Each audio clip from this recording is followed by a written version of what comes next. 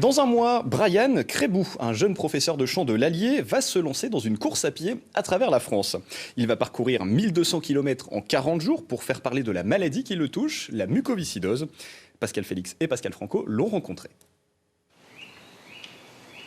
De la régularité, de la patience, de l'obstination et à petite foulée, s'habituer à passer des heures à parcourir de longues distances. C'est un entraînement de sportif de haut niveau que celui de Brian Crébou, pas celui d'un malade, du moins tel qu'on se l'imagine.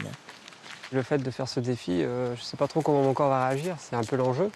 Sur le plan respiratoire, j'ai la chance d'être bien, donc c'est vrai que ça ne me pose pas trop de difficultés pour faire mes entraînements. Après, l'enjeu sera d'autant plus digestif, je pense, parce qu'on se déshydrate beaucoup plus vite, on a un régime spécifique à adopter. Il court, elle pédale, et ensemble, ils travaillent à relever ce défi, traverser la France de part en part, depuis la presqu'île de Gien en Méditerranée jusqu'à Calais, en courant droit devant. Enfin presque, parce que la courbe de l'itinéraire s'infléchira forcément vers l'Auvergne. Je vais courir essentiellement tout seul. Par contre, sur mon site internet, je convie les gens en tout cas à me rejoindre sur quelques étapes.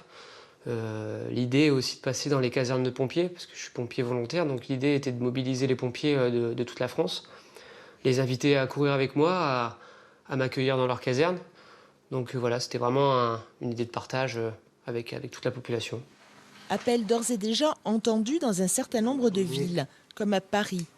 C'est jusqu'au pied de la Tour Eiffel que les marins-pompiers accompagneront Brian Crébou et son épouse. Il y a quand même ce côté où on se dit on va quand même traverser la France, on va voir plein de paysages et tout ça.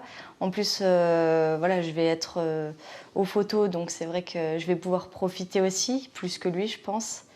Mais il y a aussi cette petite part de stress, de se dire faudra vraiment être là pour lui. L'autre défi, c'est communiquer sur la mucoviscidose, expliquer au public ce qu'est la maladie, que la médecine a fait des progrès et que l'espérance de vie des malades s'allonge. Brian entrera en Auvergne le 9 mai prochain et la parcourra 4 jours durant.